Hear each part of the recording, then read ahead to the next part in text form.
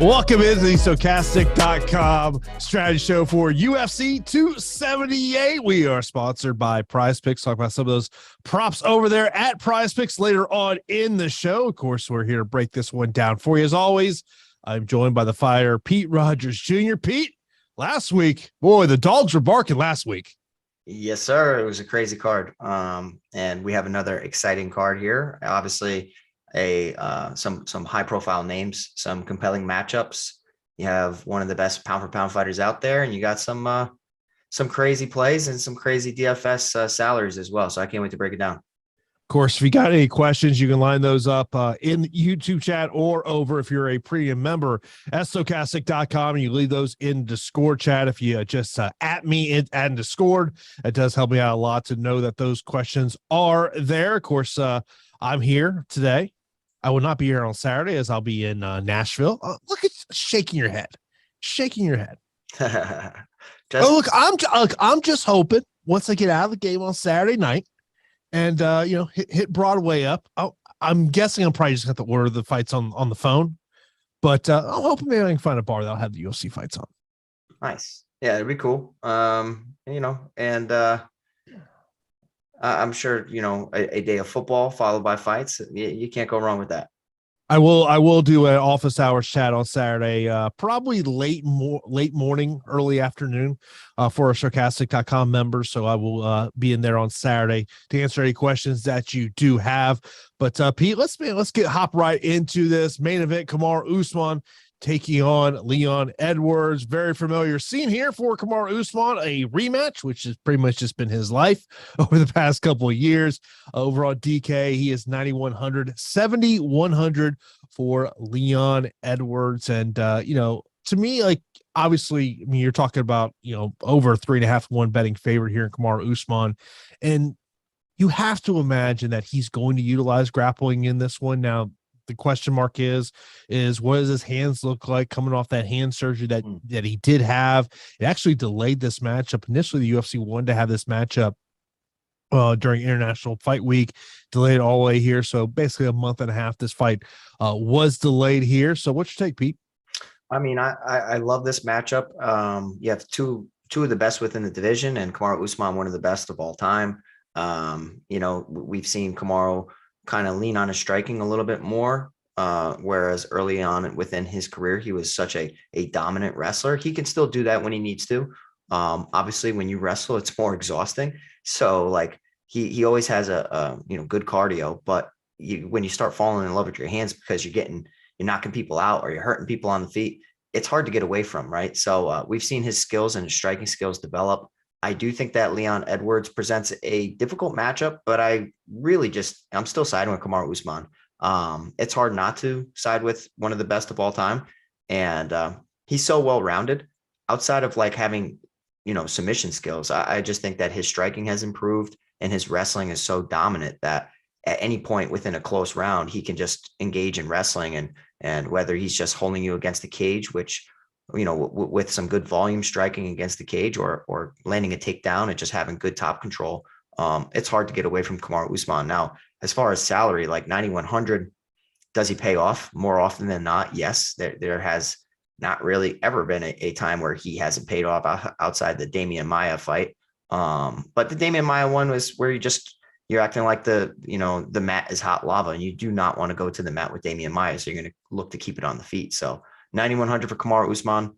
There are people that really like Leon Edwards. I am not one of those people. I think that he's super skilled, and in every single one of Kamaru Usman's fights, it seems like he gets rocked, right? And I don't know. It's hard for me to see Leon Edwards get rocked by Nate Diaz and not want to back Kamaru Usman. I will say this, though.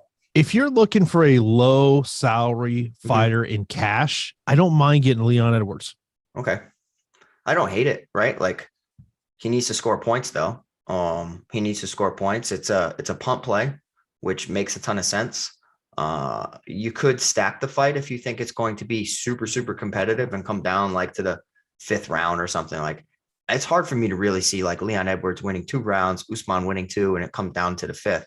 There's a world where it happens, though.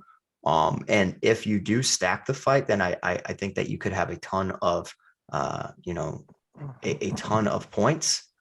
I'm just not one of those guys. I think that Kamaru Usman is clearly the A side, and there's some other underdog. This is a chalky week, right? Like, I'm not big onto the underdogs this week.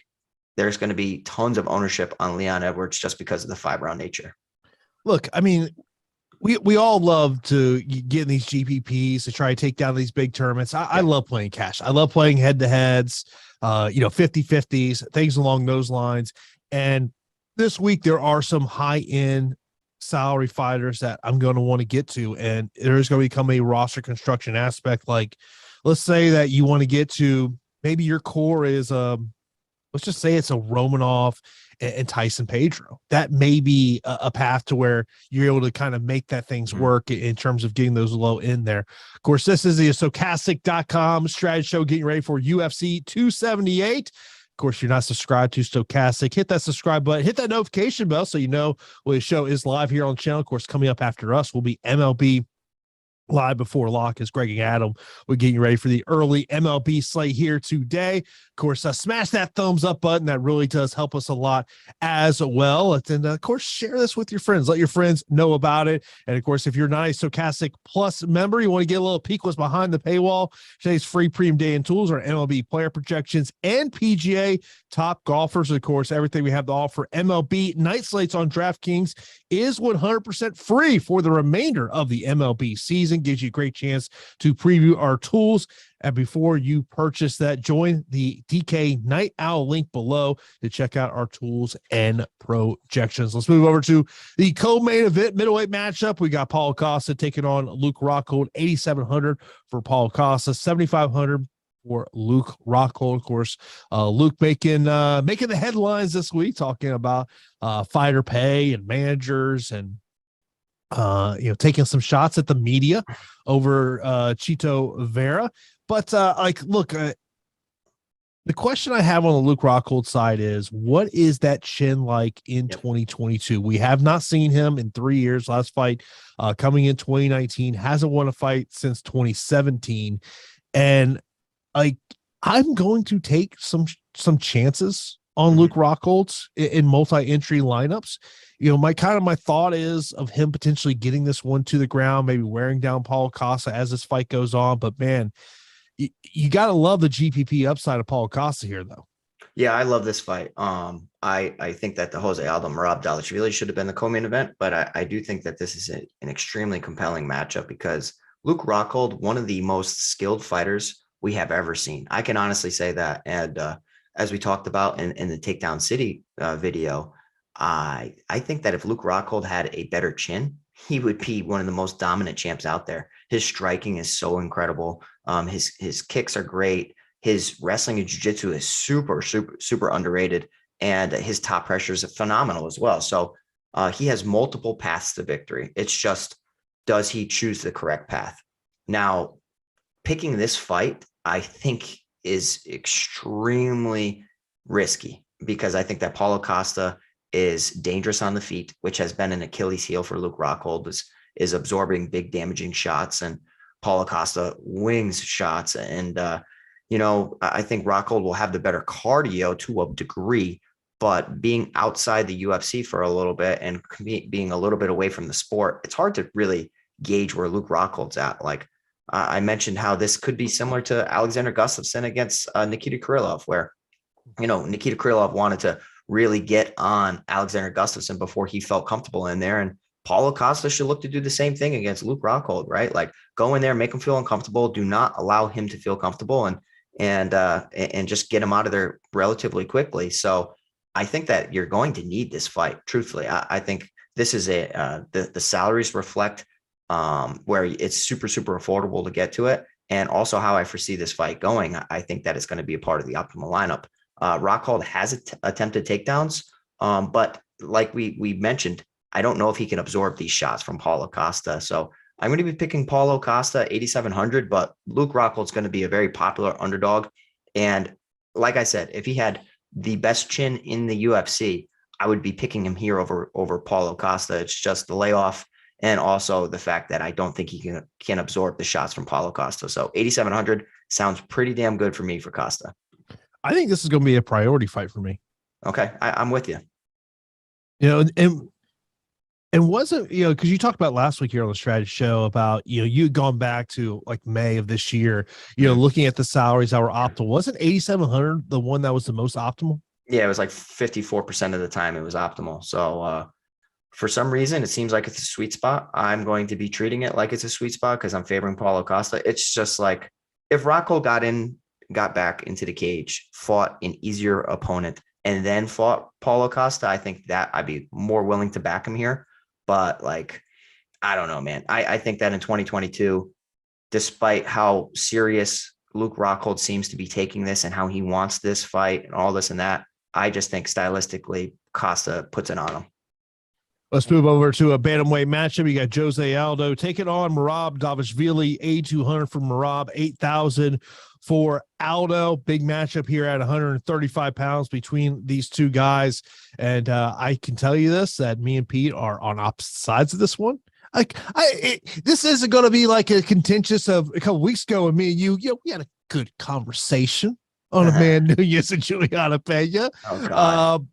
But, look, it's big cage, I think is the first thing to think about in terms of this fight, 30-footer as opposed to 25-footer. We know what Merab likes to do. Cardio machine, cardio for days. Guy doesn't get tired. But the one thing I've mentioned to you is can Jose Aldo mimic the success that Marlon Moraes had against Merab? Yeah. So we already know Jason's on Merab. I am on Jose Aldo. But regardless, just because I'm picking Jose Aldo to win the fight does not mean I will not have exposure to his opponent, Merab Dvalishvili. This fight seems like it's going to be a priority fight for me, as most UFC events where the 8,000, 8,200 fight tends to make it into the optimal lineup. It's just allows you to get to so many different options. I think that Jose Aldo can do what Marlon Moraes did, but better. Like Marlon's such a round one hero, and he's not good for 15 minutes. He kind of punched himself out in that fight against Merab Dvalishvili, dropped him numerous times. That left hook could not miss. In addition to that, he followed it up. But his cardio is his Achilles heel. And, he breaks mentally when he can't get people out of there. And when he's met with adversity, he really crumbles. And we saw that in the Henry Cejudo fight. We also saw that in the Merab Dvalishvili fight, where Merab, credit to him, he was able to come back, land some takedowns, get in top position, and just landed ferocious ground and pound. And, we've seen Aldo on the receiving end when it comes to ground and pound, but the difference is in a lot of those, he's facing a pretty talented striker who can threaten him on the feet, hurt him on the feet, and incorporate a takedown. So like Max Holloway, Petr Yan, those are the fighters that I think really pose problems for Jose Aldo. And it's crazy because he's had so much championship experience that his takedown defense rating is just incredible. I think he's going to be able to defend these takedowns from Merab Dvalishvili. I really do. And even if he gets taken down several times, I think he's going to be able to work back to his feet. And I think he's going to knock out Merab Dvalishvili. I really do. I'm favoring him I don't like the striking Merab Dvalishvili, and if he's forced to strike with Aldo, I think it's going to be a quick night. So regardless, I think that this fight makes it into the optimal lineup, as I already said, and Jose Aldo is going to be my pick. Here's the thing on Jose Aldo, incredible takedown defense. But who is the last guy you would say that has truly been a takedown threat like Merab is? Let's just go down who he's fought recently. Rob Font, no. Pedro Munoz, not really. Chito Vera, no. Peter Yan has show, but not to that level. Marlon Moraes, no. Volkanovski, not really. Hinato Mancano, not really. Jeremy Stevens, no. Max Holloway, no. Frankie Edgar, yes.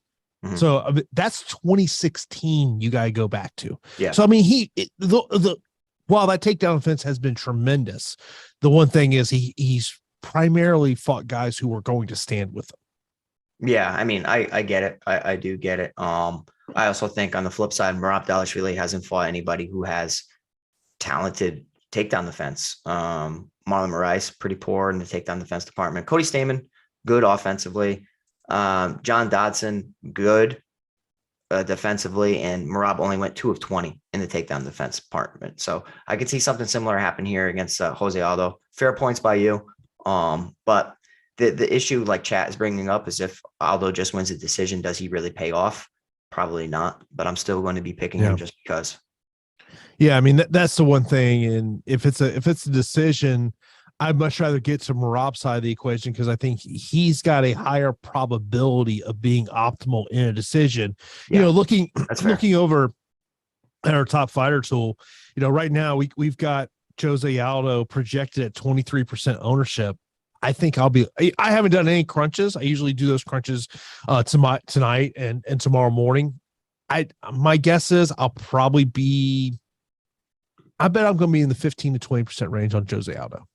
Okay. I'm going to be much more aggressive than that because I do think that he can knock him out. I didn't like what I saw with Dvalishvili's chin. I liked what I saw with his motor and his heart, but I didn't like what I saw with his chin there. So I'm picking Aldo to win by KO.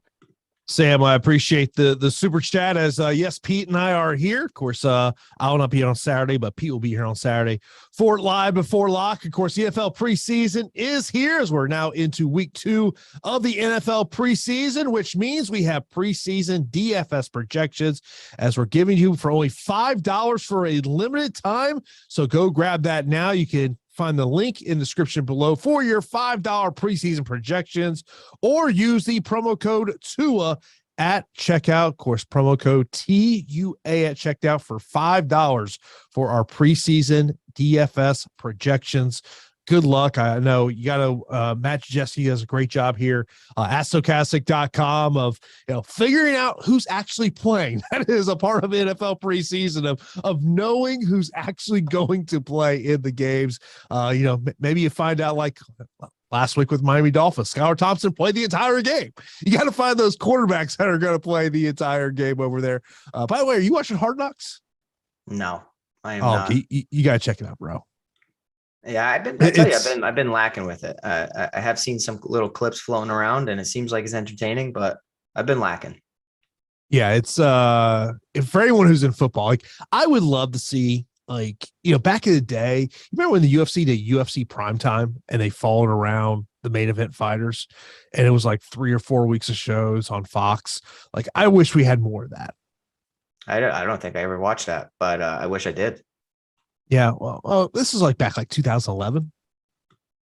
Yeah, I mean, you were a young pup at that point. I was still involved, I was still about it, but I agree with you. I think that there should be more coverage behind the scenes. Everybody loves behind the scenes. I don't know what it is, but everybody loves behind the scenes everything, and especially when it comes to MMA. That's why the thrill and the agony is such a nice little piece that they put out on the UFC's page. Well, that's why I always try to check out Embedded and see if maybe there's an angle we can find to utilize in terms of DFS here. Of course, let's move over to the next matchup. We got a female matchup. Moving on, taking on Loosa Pudilova, 8,300, Yanan, 7,900. This is lower level UFC women's bantamweight competition here. I think we both know that. God, I don't trust either one of them, Pete. Yeah. Quite frankly, if you tell me I got to roster one, I'm probably rostering Wu on. Yeah, I'll tell you what, it's a pretty chalky week. And you guys know me. I'm not just gonna pick favorites because I'm torn on the fight. There aren't too many underdogs I like on this card. I have to be honest. And Wu Yanan is one of the fighters that I'm okay with getting to from an underdog perspective. And I actually think that she's going to win the fight against Lucy Pudilova. This is clearly low level, right? You got Pudilova 2-5 in the UFC, Wu Yanan 1-4, both of them extremely low level. But as of lately, we've seen Wu Yanan against some talented fighters. Jocelyn Edwards, pretty talented. Myra Bueno Silva, pretty talented. Lucy Pudilova has not been in the cage in a little bit of a time. It's been since 2020 against Justine Kish, and then Antonina Shevchenko, and prior to that, Liz Carmouche. So absence from the cage can lead to development, but it also can lead to fighters coming in relatively unprepared or, not being acclimated to the cage is a huge thing. I always say cage time means everything. Give me two fighters, a fighter who's been away from the cage for 4 years, let's say, or a fighter who's been in the cage every 4 months for the past 2 years. I'm going to take the fighter who's more acclimated all day long. So give me Wu Yanan here at 7,900. I don't think she scores well. I think this fight goes the distance. I think it's going to be a high striking affair. If somebody lands a takedown, I think that Wu Yanan can do so. And we have seen her kind of develop that part of her game. 7,900. I don't know, man. I'm all about getting to the value. There's no way that at 8,300, I'm thinking Lucy Pudilova is going to smash the slate. I think that she's susceptible on the mat, and I actually think Wu Yanan can pick up possibly a submission finish. But I'm picking Wu Yanan to win by decision. Yeah, my pick is Yanan in the fight, but don't really love it for a DFS perspective. Then the opening fight of the main card, light heavyweight matchup. You got a massive favorite here, Tyson Pedro, as he is 9,500 on DraftKings, taking on Harry Hunsucker, 6,700. Harry Hunsucker dropping down to 205 pounds. So part of our evaluation has got to be tomorrow. What does Harry look like here? But, I think when it comes to Tyson Pedro here, Pete, I think it's just a roster construction question. Yeah, and it's a fair point. We have our typical loyal watchers and listeners in the chat. Thanks to you guys showing up. We got Sean, always bringing up some stats saying, Pedro is going to start Hunsucker, 9,500 fighter, wins an incredible 85% of the time. It's optimal over 60% of the time. Can't fact check him on that, but I can also just tell you that, a lot of times when fighters at 9,500, they don't have the likes of a Kamaru Usman or some other talented 9,000 options on the slate. Like we have Miranda Maverick, Romanov, Amir Albazi. So there's tons of different ways to get different. And I will say that this is an extremely favorable matchup for Tyson Pedro. I really think that Tyson Pedro is going to go out there and get a finish however he wants it. Harry Hunsucker is going to exchange wild combinations with them for as long as he can last in that department. I actually think that he can crack and possibly hurt Tyson Pedro on the feet. Possibly. I think Pedro's clearly the better striker. Barry's leg kick's great, so technical, but the aggressiveness of Harry Hunsucker could lead to a clinch, which I think will result in a takedown from Tyson Pedro en route to a submission finish. That's basically how I see this fight going. If he wants to knock him out, he's going to knock him out. But I actually think that Tyson Pedro's ground skills are so superior to a lot of the fighters within the division.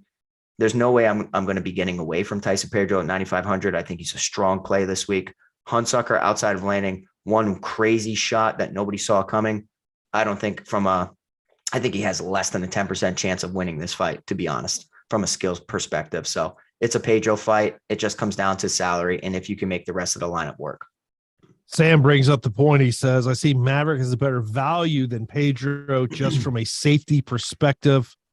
I would say no, but okay. I respect that, Sam, but I would say no. I just think the upside of Tyson Pedro is so much higher. And the reason I will say no is just because of the volatility surrounding women's MMA. And also the fact that Miranda Maverick, she's in an interesting spot, right? Like she should be able to get a pretty dominant win over Shannon Young. It's just, she has been defeated inside the octagon. So she's human. We've seen that. And Shannon Young riding a win finally over Gina Mazzani. I don't think that Shannon Young's any good. But as far as like a DFS score, I'm going to go with Pedro slightly over Miranda Maverick. By the way, Samuel, yes, Tyler is behind the 1s and 2s right now. And we were talking about you before the show started. That Tyler was a little concerned last week after his prelims. Yeah, I mean, that was a nice little line and good selection by Tyler. Yeah.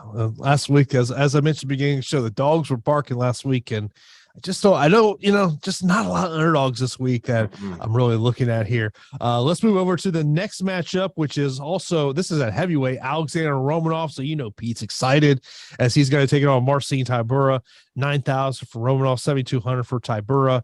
I mean, look, Pete, not to sound like a broken record every time Romanov fights, but the biggest question mark with Romanov is that gas tank of, if Tybura can get this thing to the third round, is that ultimately kind of the key to victory for him? I'll tell you what, I'm usually excited for Romanov. I'm not so excited this week, and it's because this is a difficult matchup. Marcin Tybura, yeah, he can get knocked out. We've seen him get knocked out time and time again, but he's really talented and he has skills in all departments. I do think that he's a better striker than Romanov, and you guys know that Romanov's my guy. I think Tybura puts together combinations. He's less explosive than Romanov, but he's a steady output and solid combinations. So within a division that has poor cardio, I think Romanov kind of has poor cardio to a degree that the steadiness can also lead to a come from behind finish. So Tybura is one of the 7,000 fighters that I will be sprinkling in lineups just in case Romanov overexerts himself early. But with all that being said, I still am picking Romanov. So I think that his takedowns are just next level. Tybura is typically a fighter most heavyweights do not want to go to the mat with because of his dangerous submission skills, and just he's usually the guy implementing takedowns. He could try to take Romanov down because big man Romanov on his back is probably not the same fighter at all. I just think that he's going to get tossed numerous times, and Tybura's skill set is going to allow him back to his feet. And Romanov could pick up an extra takedown or two because of Tybura's, skill set of getting back to his feet. So I don't think that Romanov's a smash this week. I really don't. I think he has to be smarter. If he's not smarter, you could see, Marcin Tybura outlasting him here and possibly winning, because the Juan Espino fight is something that's always going to stick out clearly in my mind. And Juan Espino is such a better wrestler than Marcin Tybura. And that's why, Romanov usually cutting through everybody like a buzzsaw. He was met with some resistance and he did not look good. And he took a way out of that fight. And you guys know Romanov's my guy, but I can clearly say that.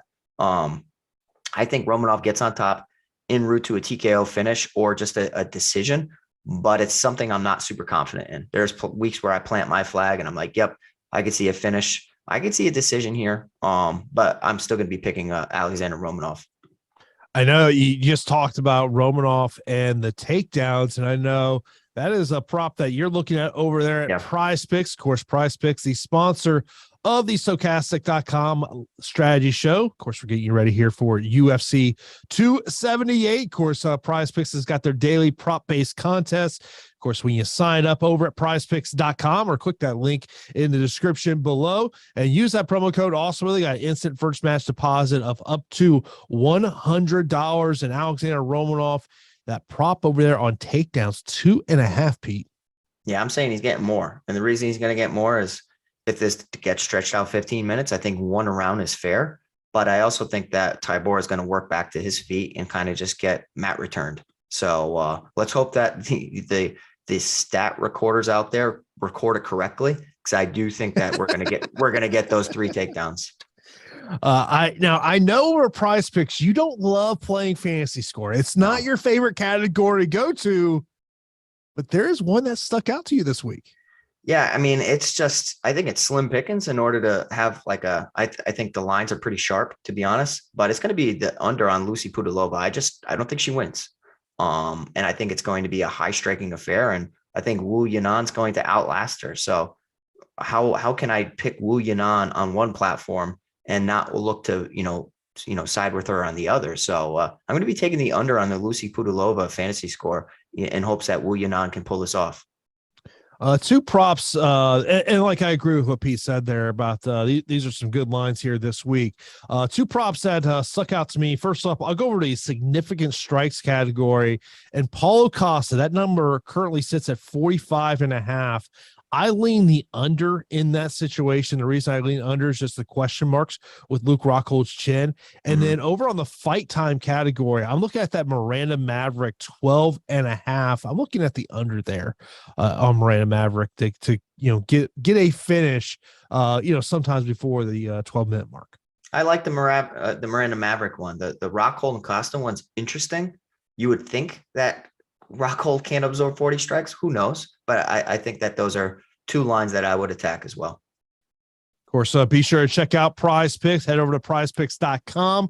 And when you sign up, use that promo code AWESEMO. They got an instant first match deposit of up to $100. And as I always say, if you like the props on Thursday, play them now because some of those will change. Or this is one of those weeks that maybe you wait a little bit. Maybe you see kind of where these lines go. Maybe you get a little bit better number, maybe on Friday or on Saturday. Let's move over to the next matchup.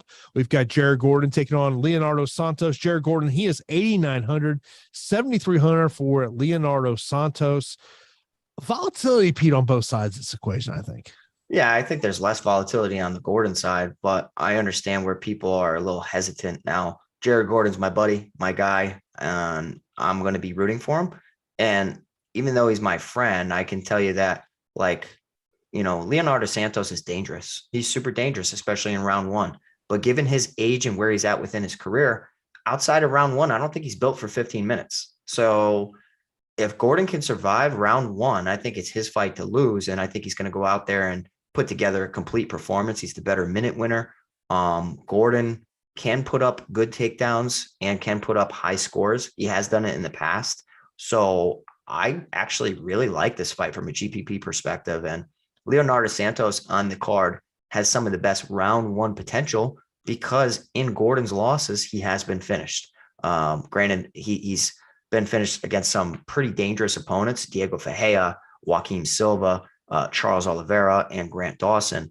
Three of those coming via TKO. Last one against Grant Dawson coming in the third round via submission, and can't really fault him. Grant Dawson's a monster on the mat. So it's a fight I'll be getting to. But again, like I've said all week, it's a chalky fight card for me. I'm going to be siding with Jared Gordon, but I will be sprinkling Leo Santos in some of my lineups just because of that round one potential.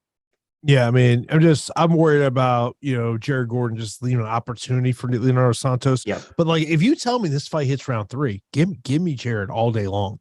And I think a finish, a late is fine for him too. I don't trust the cardio of Leo Santos. I don't trust it at all.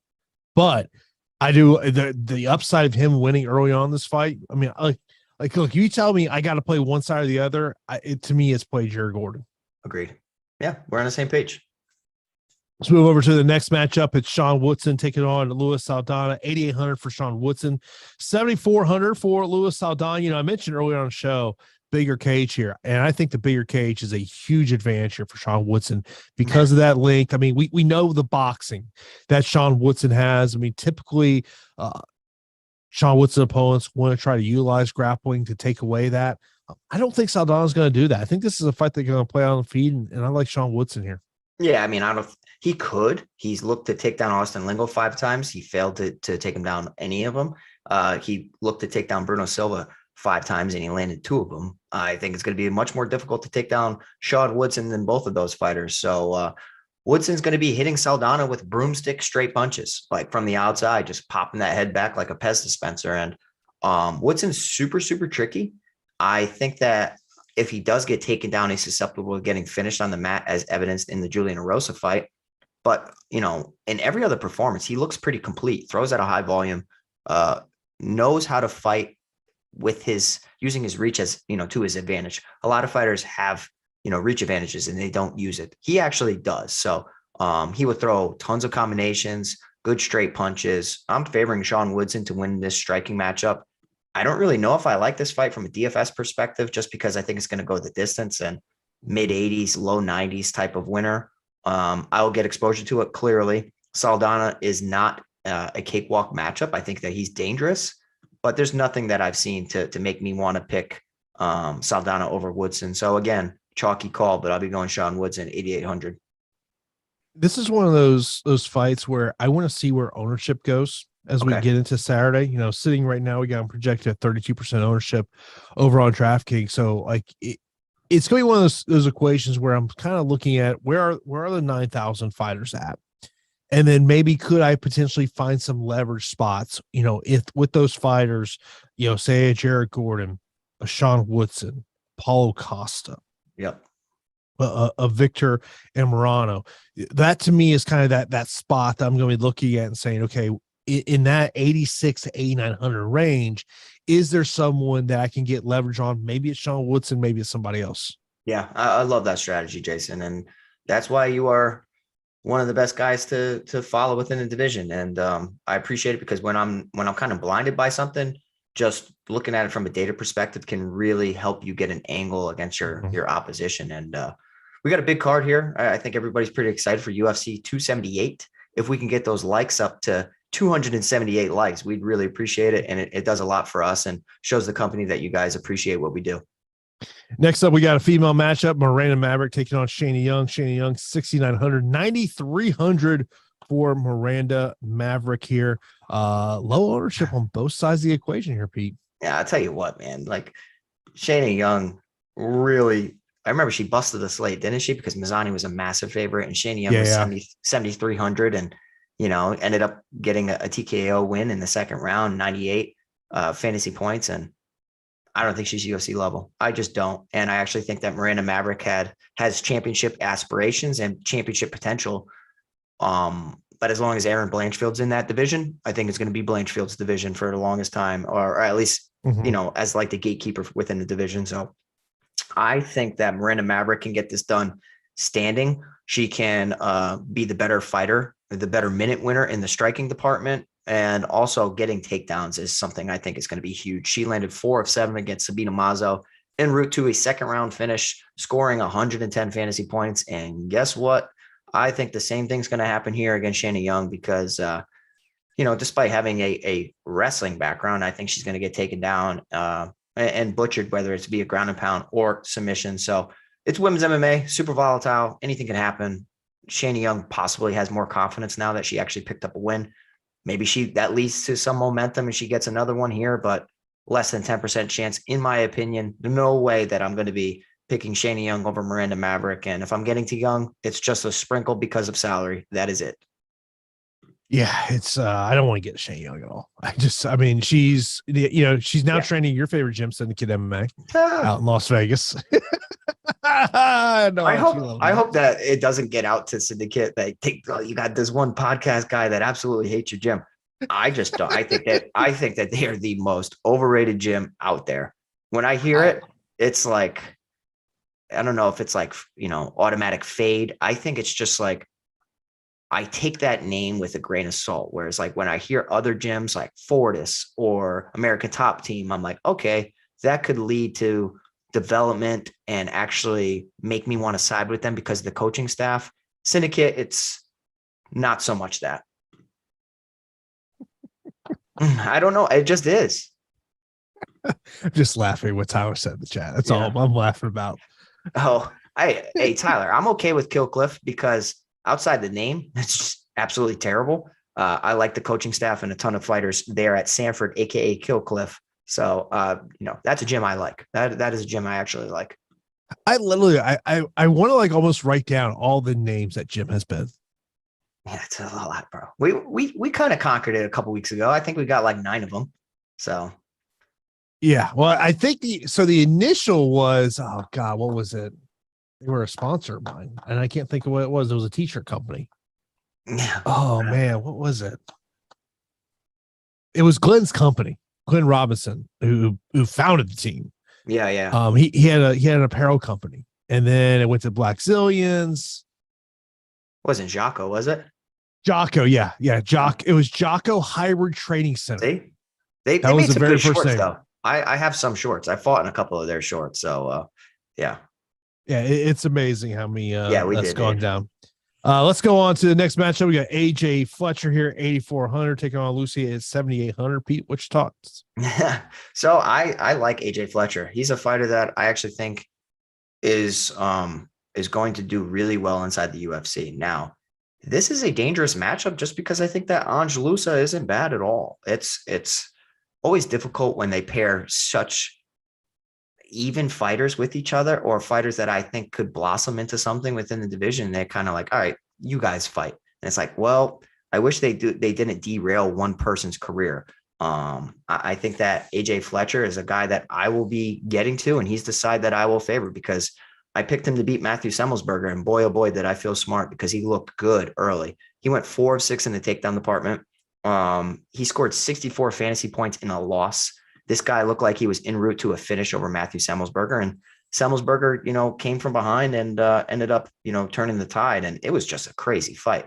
Loosa, relatively disappointed against Munir Lazzez, who has been inconsistent in the UFC, and I thought that Loosa would have more success. I'm pretty sure I picked him to beat Munir Lazzez in that one. I was wrong on that as well. So this is a fight where I'm going to be getting to AJ Fletcher. AJ Fletcher's the side I want to side with. I think that his takedowns, his striking too, he hits really hard. He actually can throw pretty good kicks, good combinations. I think the takedowns could be a little bit scarce because of Loosa's skill set. So I will be backing AJ Fletcher. I think he's going to get it done. Next up, you got Amir Albazi taking on Francisco Figueiredo, 9,200 for Albazi, 7,000 for Figueiredo. Pete, what's your thoughts? Not sure we'll be picking Francisco Figueiredo to win fights going forward. I don't think he's good. I think that he is super, super underwhelming in all departments. His striking, overrated. He can throw hands and legs, but you're in the UFC. You should be able to throw hands and legs. He has sneaky submission skills that really just, caught Daniel Lacerda off guard. And I think it was more about Lacerda just, kind of having that quit in him than anything. Like, yeah, he got caught, but still, I don't know. I don't hold Francisco Figueiredo in high regard at all. 2 low-level wins, in my opinion. Malcolm Gordon ragdolled him in their matchup. And I just think that, I'm going to be siding with Amir Albazi. Now, on the feet in the flyweight division, anything can happen because of activity. And if takedowns are not implemented, then it could just be a back and forth type of close fight where they're weighing volume versus damage. I think that Amir Albazi is clearly the A side here. And I think that he can get a dominant win if he chooses to.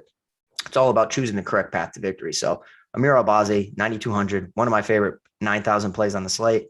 I like a lot of the 9,000 plays this week, and it's more against Francisco Figueiredo.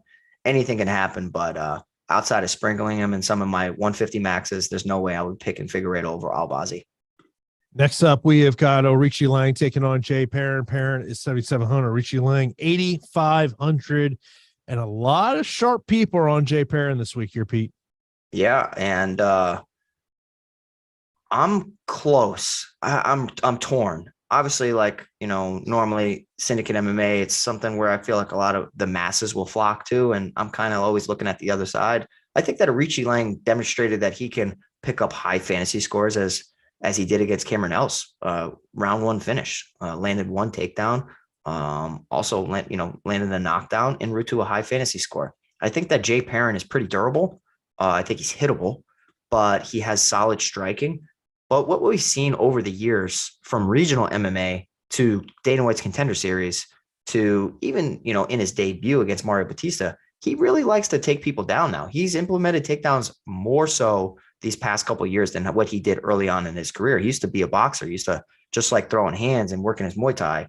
Debuting on short notice against Mario Batista, not getting finished, going the distance, not having a good third round, but attempting 5 takedowns, landing 2 of them, and still scoring decent in his loss, scored 32 fantasy points against Mario Batista on super short notice. I don't like underdogs this week. There's only 3. I like Jose Aldo. I like Wu Yanan. And I will say the third's going to be Jay Perrin. Jay Perrin's going to be the third underdog that I'm going to get to, just because of we see Aoriqileng get taken down and controlled and lost against Cody Durden. And I think that Jay Perrin's more well-rounded than Cody Durden. Truthfully, I do. So I'm going to go with Jay Perrin at 7,700. But again, Aoriqileng could be one of the best leverage plays on the slate. We'll have to wait for ownership. So I had I had Jay Perrin on my show about, I don't know, probably 3 or 4 weeks ago, leading into this one. And, one of the things he mentioned about, he said there's 2 versions of Aoriqileng that shows up. He goes, I've got a pretty good idea of the version that's going to show up, on Saturday. But he did mention that he's, been splitting his training between Syndicate and the PI. Rob Dvalishvili has been his main training partner for this one, so that's a big advantage. One of the things is that a lot of Syndicate fighters have been fighting over basically the last 2 to 3 weeks, so everyone's been in the gym there. When I think about some of my favorite 7,000 options in terms of upside, Jay Perrin's got to be up there. You mentioned about takedown upside is something to sit there. One more matchup here to break down for you, but before we get into that, do want to let you know about Stokastic Plus. And of course, when you want to get access to all the tremendous tools and data we have over Stokastic.com, you got to sign up for a Stokastic Plus Platinum Pass. By now, this includes all the premium content we have over Stokastic.com, player projections, ownership projections, lineup builder, premium Discord channel, and so much more. We got a great deal for new users of Stokastic.com, as you can save 50% off your first week of any Stokastic Plus pass. All you got to do is click the link in the video description below to activate the offer, or head to our join page over Stokastic.com and use the promo code MMA Strategy Show, all caps, one word. That's MMA Strategy Show for 50% off your first week of any weekly package. So if you want to sign up for that Stokastic Plus MMA pass, get it for 50% off right now. This is for new users only. And of course, Fantasy Cruncher is an add-on, but can easily be added on there at checkout. And like I always say, you want to show a little support for myself and Pete? Sign up for Stokastic Plus. Use that promo code. That lets everyone here at Stokastic.com know you heard about it right here on Stokastic.com. That top fighter tool is the tool that I use to help develop my lineups. And of course, looking at that ownership, but when I'm looking at on that DK top fighter tool, I'm looking at top 6 percentage and also a chance of being over 100 points, because we all know by now we're all trying to get to 650 points or more to try to take down some of those big GPPs. Now, the opening matchup of this fight card, you got Victor taking on Daniel. Victor 8,600, Daniel 7,600. Any thoughts here on the underdog, Pete? No, it is not. And the reason there's not is I just can't trust him. I think that he has good round 1 potential, truthfully, because in a lot of his wins, it's early. He has skills, super skilled. He can knock you out. He can submit you. He is dangerous, but he kind of has that, like, to an extremely lesser degree, that Marlon Moraes about him, whereas like he kind of like has that willingness to break. And I don't like seeing that. And there's no way I'm going to trust him here. I don't think that Victor Altamirano is all that great. But when I see somebody give up advantageous positions, when I see somebody quit because of poor cardio or just being met with resistance, they're a great hammer, they're a terrible nail. So it's like, in sparring, are they just dominating their training partners and they're not accustomed to competitive rounds? That's what it seems like. And I think that Victor Altamirano has that dog about him. So I think the line is correct, and him being at 8,600 is fine. Obviously, he lost to Carlos Hernandez. He defended 7 takedowns, attempted 4, landed only 1, and he throws at a decent volume. This is a fight where I won't be prioritizing it, but I think that Victor Altamirano has sneaky late finish potential. I really do. Like, Lacerda is kind of like the Leo Santos with the early round 1 potential.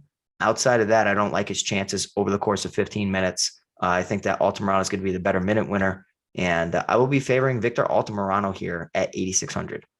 Before we wrap up the show with our super chats, let's get our straight up fight picks, not DFS related. I have a feeling that me and Pete are going to be, for the most part, pretty similar, but I think there's going to be 1 or 2 matches that we're going to be different on. Main event, I would go Usman. Costa in the co-main event. Costa. This is where I know we're going to be different. I'll go Merab.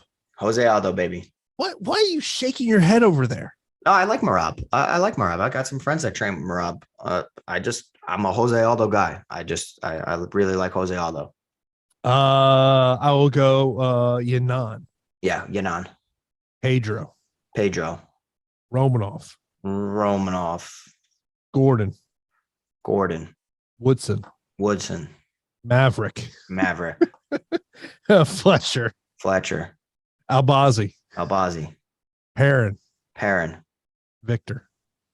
Yeah, Victor Altamirano. So what? The Jose Aldo fight's the only one we're different on? I guess so. I Okay. thought we might be. I didn't know if we'd both be on Jay Perrin. Yeah, I mean, it's just because I feel like I need another dog for the card. So I'm just picking him just because. Yeah, it's gonna be a little bit of a tough slate kind of with that roster construction. Mentioned some super chats. Sam Pierce, appreciate you. He goes, took your guys' advice and tried to make a non-chalky lineup. Thoughts on a lineup I'm working on: Aldo, Fletcher, Maverick, Santos, Usman, and Yanan. I don't know how much salary that took, but I mean, I'm fine with it. Yeah, I don't hate it at all. Obviously, you just have to expect the dud out of Leo Santos because I'm rooting for my boy Jared Gordon. But as far as round one potential, I don't hate it at all. if I was going to replace anything, I would replace Yanan with Jay Perrin. I just think the upside of Jay Perrin is a little higher in a win. I think Yanan's got sneaky upside. Okay. Samuel, appreciate you. He says, top 2 cash. Pedro and Usman. There's no way I'm not going to bring up the GOAT or one of the best of all time. If I was going to name someone else, it'd be Sean Woodson. I'm not as confident as Sean Woods. I mean, like I would go Miranda Maverick if I'm going to say somebody else. Yeah. GPPs. Yeah, I would going fights. Costa Rockhold. Number 1.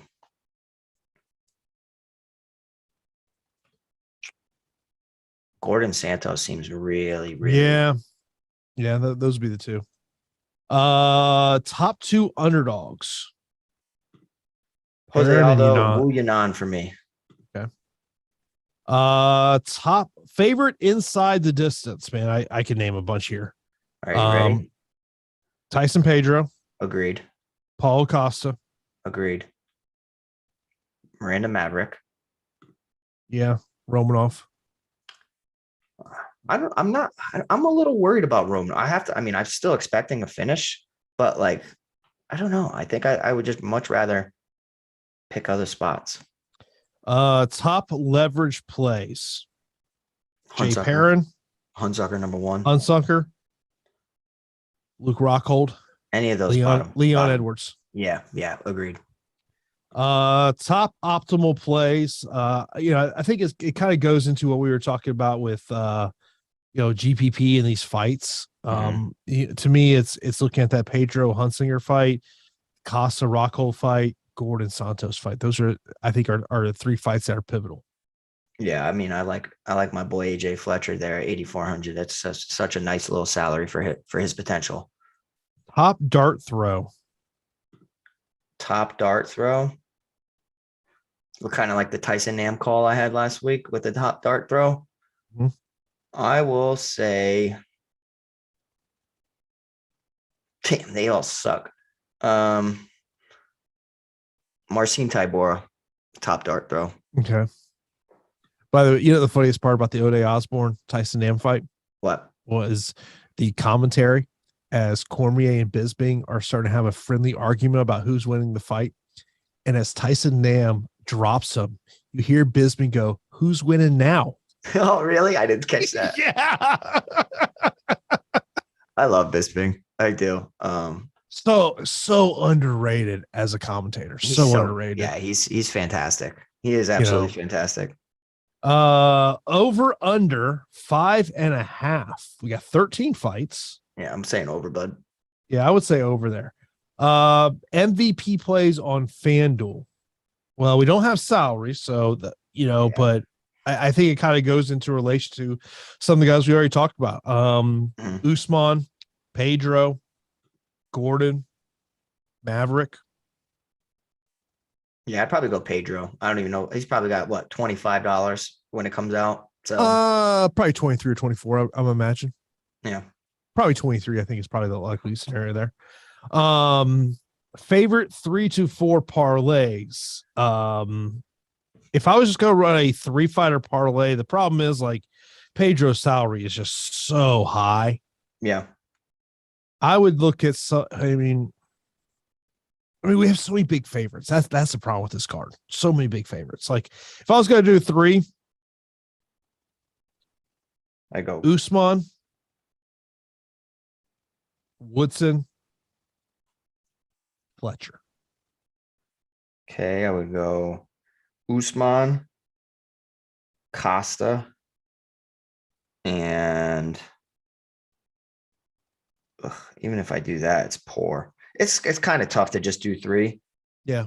I mean, I might throw in a dog or who I don't think should be a dog and Wu Yanan. So it'd be Costa, Usman, and Wu Yanan just to get away from chalk, and it got you at plus 230 essentially. Yeah. Of course, be sure to keep it locked here. Stokastic.com. Coming up next is MLB Live Before Lock, as you got Greg and Adam breaking down the early MLB slate here today. Of course, Pete will be back here on Saturday for Live Before Lock. And be sure to check out Pete here on Saturdays. He'll be breaking down this UFC fight card. Of course, huge thanks to our sponsor, PrizePicks. Be sure to check out them. Use that promo code AWESEMO, instant first match deposit of up to $100 when you sign up over there at PrizePicks.com. So that's going to do it for us for this edition of the Strategy Show. I will be back 2 weeks from now because we have no UFC next week, Pete. I don't know if you realize that. I think Sam or somebody said it in the chat, and I was like, dang. Yeah, next show is Labor Day weekend in Paris. Ta Tuivasa and Cyril Gahn. Oh, okay. I'm like, I was like, are they in Paris? But Cyril Gahn. Okay, makes sense. Yeah. The road show is continuing for the UFC. The stretch of they'll be in front of fans for 4 straight weeks. Okay. This will be the second of 4 straight weeks. So, but we appreciate everyone tuning in. Smash that thumbs up button. Appreciate you checking out this episode of the Strategy Show, and hope everyone has a great UFC 278 experience. And we'll talk to you in 2 weeks on the Strategy Show. See you later.